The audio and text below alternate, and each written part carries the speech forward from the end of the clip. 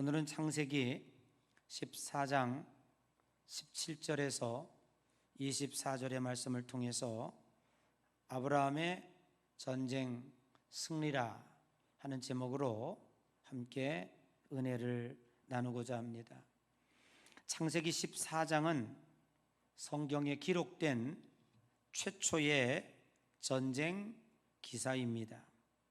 이 전쟁은 북방의 메소포타미아 유역의 4개국 연합군이 남방의 사해를 중심한 5개 나라들을 침공함으로 벌어지는 일종의 국제 전쟁입니다.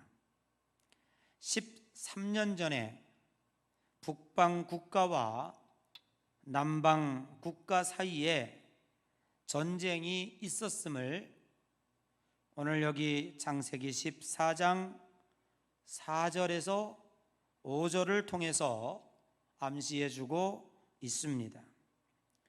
북방 국가를 대표하는 엘람 왕 그돌라오멜이 승리하게 되었고, 패배한 남방의 5개 국가는 12년 동안 조공을 바치게 되었습니다.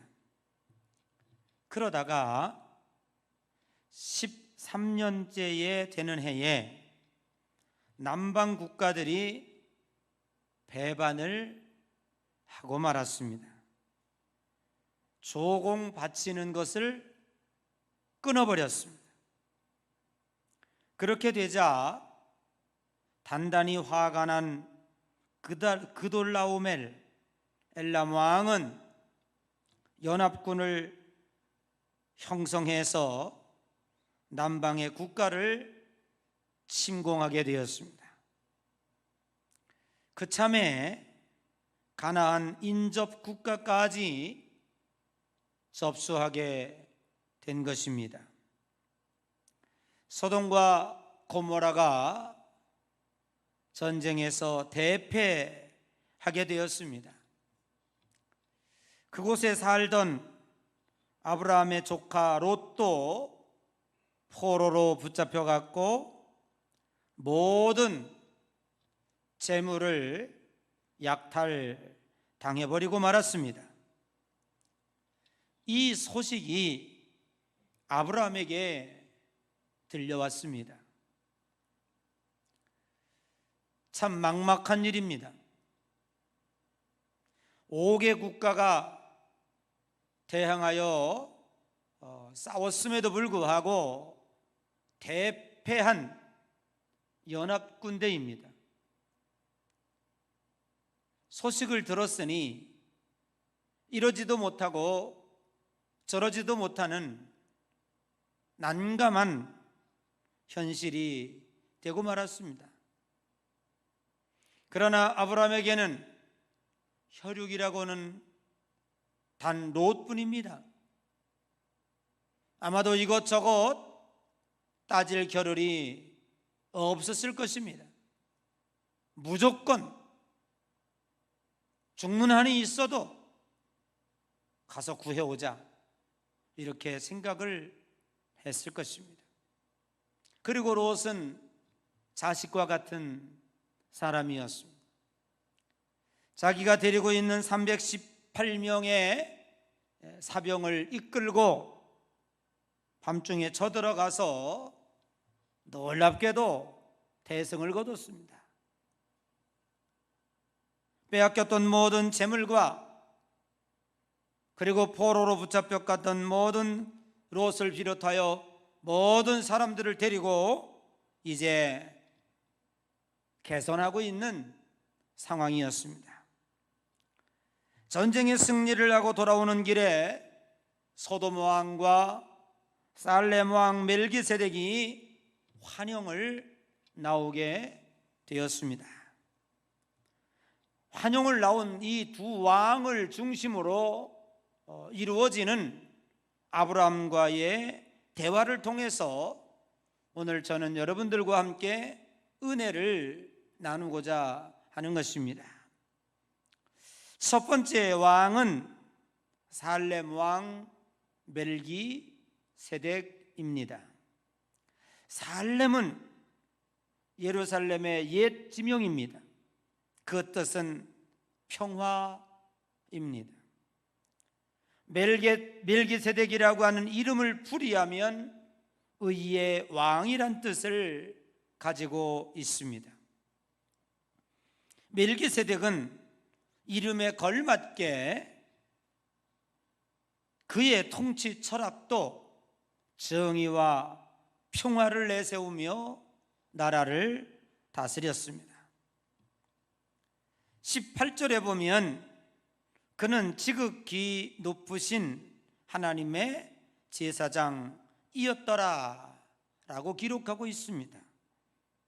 미루어 보건대 살렘 왕 멜기세덱은 한 나라의 왕임과 동시에 하나님을 예배하고 하나님께 제사를 드리는 높은 지위의 제사장이었다라는 것으로 여겨집니다.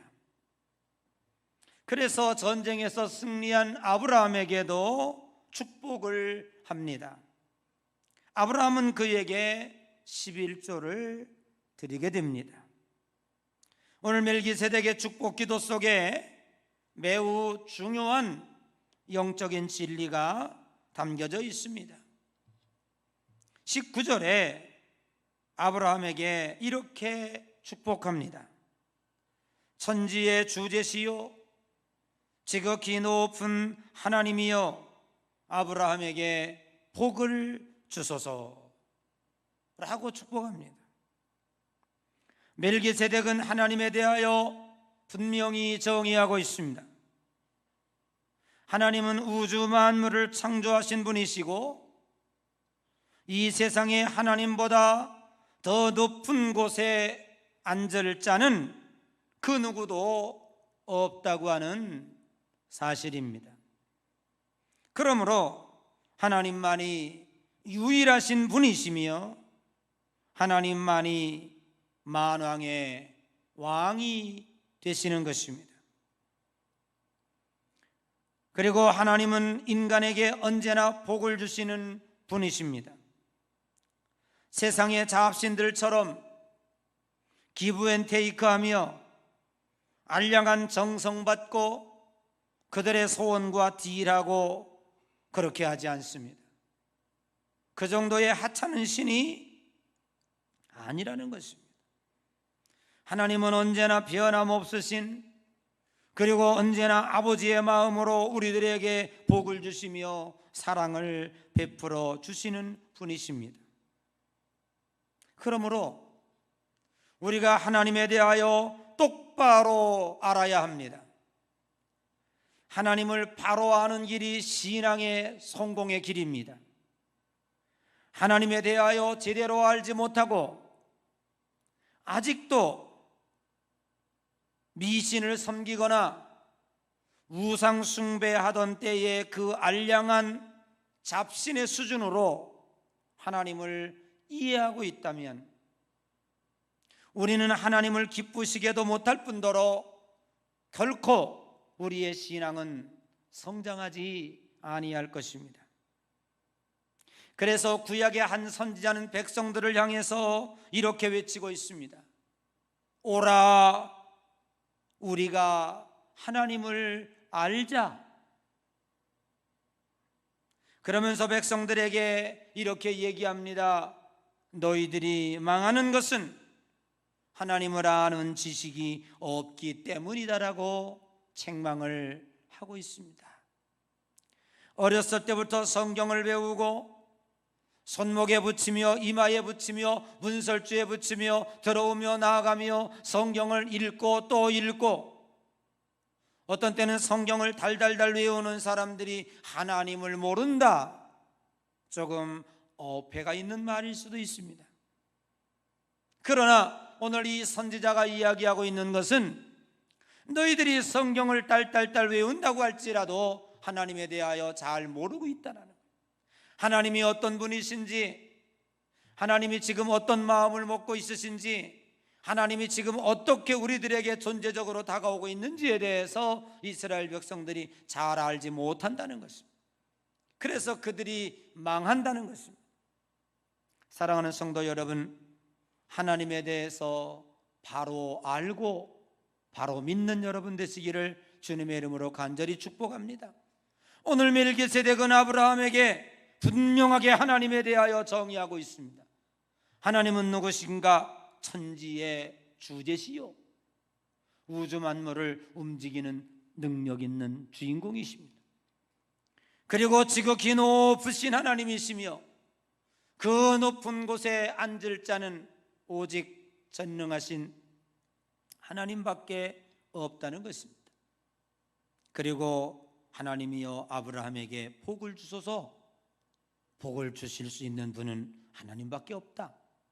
이것이 오늘 멜기세덱이 아브라함에게 하나님을 소개하고 있는 것입니다. 그리고 두 번째 20절에 멜기세덱은 아브라함에게 이렇게 얘기합니다. 너희 대적을 네 손에 붙이신 지극히 높으신 하나님을 찬송할지로다. 신앙인들은 어렵고 고난당할 때보다 일이 잘 되고 형통할 때가 더 위험합니다. 그리고 하나님에게서 더 멀어질 수가 있습니다. 옛말에 잘못되면 조상 탓이고 잘 되면 내 탓이다 라고 하는 말이 있습니다. 사람은 잘 되면 교만하기 쉽습니다. 그 공을 자신에게 돌리기 쉽습니다.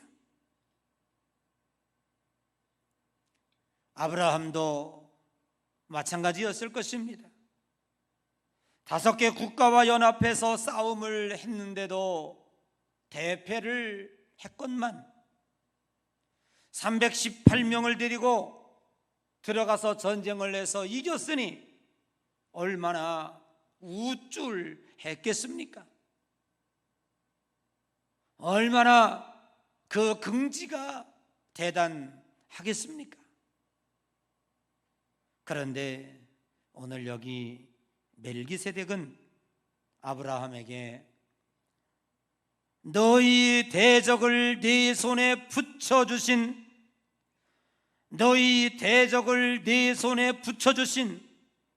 오늘 네가 318명을 데리고 전쟁에서 승리하게 하신 지극히 높으신 하나님을 찬송할지로다. 분명 전쟁의 원인이 네가 잘났기 때문에, 네가 능력이 있기 때문에 이긴 것이 아니라 하나님이 승리하게 해주셨다고 하는 것입니다. 오늘 16절 이하에 보면 5개 국가와 왕들이 연합하여 싸웠음에도 그돌라오멜 연합군을 이기지 못하였습니다. 대패하였습니다. 훈련도 제대로 받지 못한 사병 318명이 쳐들어가 승리하였다고 하는 것은 상식적으로 납득이 가지 않는 일이었습니다. 성경에는 수많은 전쟁 기사가 등장합니다. 그러나 그 모든 전쟁의 기사들이 한결같이 성경을 읽는 독자들에게, 성경을 읽는 성도들에게 하시는 말씀이 있습니다. 그것은 뭐냐면 전쟁은 하나님이 하시는 것이다. 전쟁에 이기고 지는 것은 하나님의 손에 달려있다. 그러므로 전쟁의 승리는 하나님에 의해서 이루어진다는 것입니다. 그래서 여호수아서 23장 9절 이하에 보면 이는 여호와께서 강대한 나라들을 너희 앞에서 쫓아내셨으므로 오늘날까지 너희에게 맞선 자가 하나도 없었느니라. 강대한 나라들을 너희 앞에서 누가 쫓아냈다고요? 여호와 하나님이 쫓아냈다고 말입니다. 사사기 7장에 보면 기드온 300용사의 이야기가 나옵니다. 13만 5천 명의 군대가 이스라엘에 쳐들어왔습니다. 전국에서 청년들, 농사짓는 사람들을, 전쟁할 사람들을 불러 모으니 3만 2천 명이 모였습니다. 그런데 이상한 것은 하나님이 그거 숫자가 많다는 겁니다. 그래서 전쟁하기에 두려운 이들을 다 집으로 돌려보내니 10,000명이 남았습니다. 근데 하나님은 그것도 많다는 겁니다. 떼약볕에 훈련을 시키고 시냇물 속에 집어넣어 물 먹는 이들을 골랐는데 300명을 골랐습니다. 하나님이 13만 5천 명과 300명 어찌 전쟁을 하라 하십니까? 그런데 성경은 기록하고 있습니다. 13만 5천 명과 300명이 싸웠는데 13만 5천 명 대패했습니다. 기드온의 300용사가 이겼습니다. 그건 뭘 얘기합니까? 전쟁은 숫자에 있는 것이 아니라 하나님이 이기게 하신다는 것입니다. 사랑하는 성도 여러분, 이 세상의 전쟁도 하나님의 손에 달려 있습니다. 오직 하나님만 의지하는 귀한 여러분 되시기를 주님의 이름으로 간절히 축복합니다. 그리고 아브라함은 멜기세덱에게 이렇게 축복 기도를 드리고 있는 것 아닙니까? 너희 대적을 네 손에 붙이신 지극히 높으신 여호와를 찬송해라. 오늘 멜기세덱의 축복 기도를 통해서 아브라함은 큰 깨달음을 받았습니다. 무슨 깨달음입니까? 하나님은 누구신가를 제대로 알았어요. 하나님은 천지의 주제시고 하나님은 가장 높은 곳에 앉으시는 분이시다. 그리고 언제나 우리들에게 복을 주시는 분이시다. 그리고 아브라함이 깨달은 은혜는 이것입니다. 내가 잘나서 이긴 줄 알았는데, 그래서 우쭐댔는데, 의기양양하고 돌아오는데 멜기세덱은 그렇지 않다는 것입니다. 하나님이 너와 함께함으로 네가 이겼다는 겁니다. 그러므로 하나님이 이기게 하셨다는 거예요. 전쟁의 승리는 하나님에게 있다는 것이죠. 큰 깨달음을 얻었습니다. 그 깨달음을 얻은 즉시 아브라함은 멜기세덱 제사장에게 10분의 1을 떼어서 예물로 드렸습니다. 이것이 최초의 11조의 사건입니다. 11조에 대하여 여러 신학자들의 견해가 등등하고 있지만 추호도 변함이 없는 것은 하나님의 은혜 받은 이들의 신앙의 고백이라고 하는 사실입니다. 아브라함에게 주어진 모든 복은 하나님으로부터 왔다고 하는 모든 것이 하나님의 것이라는 것입니다. 전쟁의 승리가 하나님의 은혜였음을 깨달음과 동시에 응답의 표시로 11조를 드렸습니다. 이것은 신앙의 고백이고 축복의 씨앗인 것이었습니다. 멜기세덱의 강요가 있었던 것이 아닙니다. 자발적으로 아브라함은 자원해서 기뻐하는 마음으로 드리게 되었던 것입니다.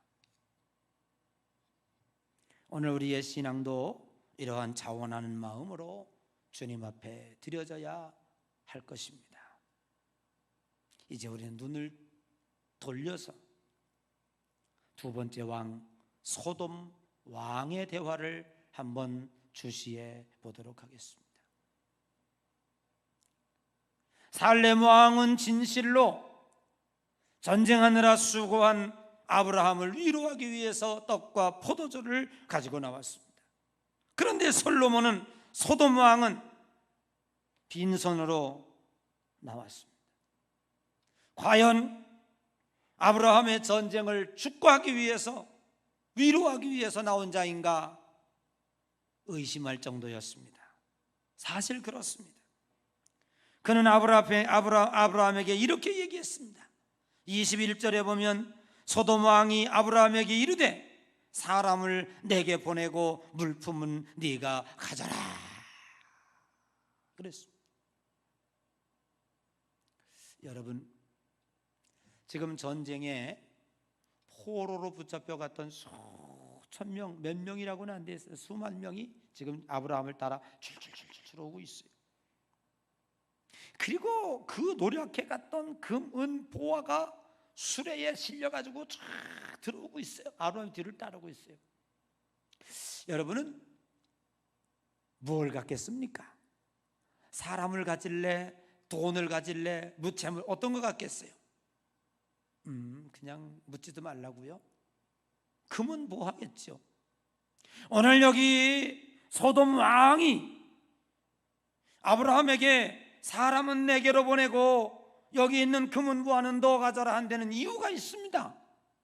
일반인들 같으면 사람을 가져봐야 목에 살리기도 힘들고 저거 뭐에다 씁니까? 수천 명 수만 명 저거 갖다 쓸 데가 없어요. 그런데 왕에게는, 백성이 없는 이에게는 왕이 필요가 없습니다. 그리고 소돔 왕은 두려워했을 것입니다. 전쟁에서 승리한 아브라함이 이 따르는 백성들에게 군림하여 왕이 될 수도 있을 것이라고 하는 두려움과 위험을 직감했을 거예요. 그러니까 사람은 내게 보내고 여기 있는 이 금은 보화는 너 가져, 그런 거예요. 그런데 아브라함은 그거를 심상치 않게 받아들이고 있습니다. 얼씨구나 좋다 하고 그 금은 보화를 가질 수도 있었고, 아브라함은 마음만 먹으면 자기가 데리고 나온 포로들을 중심으로 해서 군림에서 한 나라의 왕이 될 수도 있었을 것입니다. 그런데 아브라함은 뭐라고 고백하고 있습니까? 23절 같이 한번 읽어봐요. 다 같이 시작. 네 말이 내가 아브라함으로 치부하게 하였다 할까 하여 네게 속한 것은 실 한 오락이나 들매끈 한 가닥도 내가 가지지 아니하리라. 무슨 얘기예요? 아무것도 안 갖겠다는 거예요. 사람뿐만 아니라 실 오락이 하나, 들매끈 한 오락이도 내가 한 가닥도 취하지 않겠다. 아브라함인들 왜 욕심이 없었겠습니까? 객지에 나와서 살아가려면 금은 보화가 필요했을 터이고, 그리고 한 나라의 왕으로 군림하는 것도 참으로 달콤한 유혹이었을 텐데 아브라함은 다 포기했어. 다 너 가져라. 이유는 딱 한 가지였습니다. 네 말이 내가 아브라함을 치부하게 하였다, 부자가 되게 했다, 돈을 갖게 했다라고 말할까봐, 네가 주는 재물이라고 할까봐 내가 덥석 받으면 누가 준 거예요? 전쟁에서 승리한 아브라함이 준 게 아니라 소돔 왕이 준 게 되는 거예요. 나는 그걸 원하지 않는다. 여러분, 여기에는 아주 확고한 메시지가 담겨져 있습니다. 그건 뭐냐 하면, 자신도 충분히 전리품을 챙길 자격이 있지만 그것 때문에 하나님의 영광을 사람이 가로채는 경우라면 차라리 아무것도 소유하지 않겠다고 하는 아브라함의 신앙입니다. 이 세상에 어느 누구도 하나님이 앉으셔야 할 자리에 앉을 수는 없습니다. 신자의 사명은 하나님을 하나님 되게 해야 할 것입니다. 오직 하나님의 영광을 위해서 살아가야 합니다. 그래서 십계명에 너는 나 외에 다른 신을 두지 말라, 여호와의 이름을 망령되이 일컫지 말라. 오늘 이 전쟁에서 승리케 하신 분은 여호와 하나님이신데 소돔 왕이 와가지고 너 가져라 이거 가져라 그러면 그 하나님의 자리에 이 왕이 올라가 있는 거예요. 그 하나님의 영광을 가로챈게 되는 거예요. 그럴 바에야 너 다 가져라, 나는 아무것도 갖지 않겠다 하는 얘기입니다. 그리고 두 번째 영적인 의미는 그런 것입니다. 아브라함의 싸움은 세상의 보상적 싸움이 아니었다고 하는 사실입니다. 신자들이 이 세상에서 치열한 싸움을 하고 있는 것은 세상의 보상을 얻기 위함이 아닙니다. 우리의 싸움은 하늘의 보상, 즉 영적 싸움인 것입니다. 전쟁을 승리케 하신 분은 여호와 하나님이십니다. 하나님이 편드시는 자는 반드시 승리합니다. 승리는 하나님의 자녀의 특권이며 권세인 것입니다. 빌립보서 4장 13절에 내게 능력 주시는 자 안에서 내가 모든 것을 할 수 있느니라. 그것은 하나님이 능력을 주어서 이 세상의 모든 것을 내 것으로, 내 소유로 만들겠다는 얘기가 아닙니다.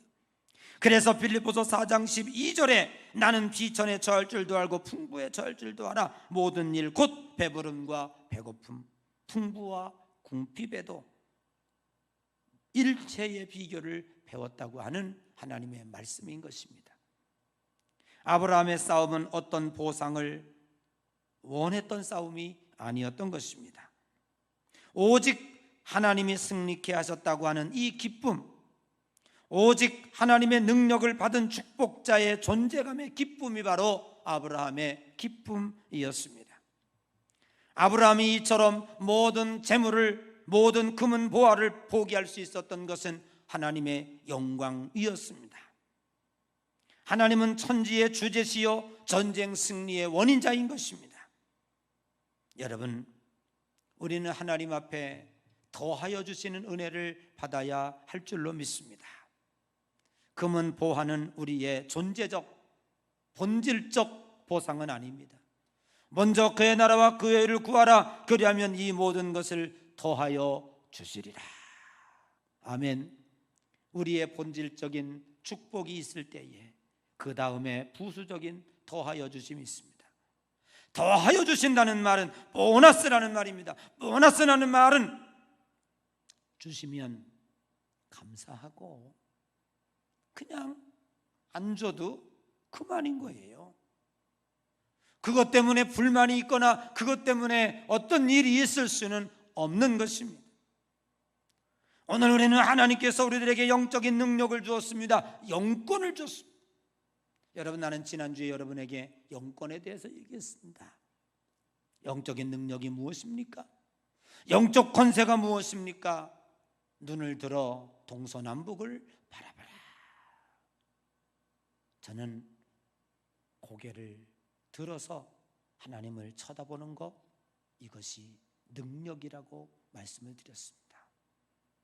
이 세상에서 가장 큰 죄는 뭔지 아십니까? 죄가 많죠. 신자들이 짓는 여러 가지 죄들이 있습니다. 그 중에 아주 존재적이고 아주 본질적이고 하나님이 가장 싫어하는 죄가 있습니다. 그게 뭐냐면 기도하지 않는 죄입니다. 왜 그렇습니까? 근본적으로 따져 들어가 보면 기도하지 않는 이유는 이렇습니다.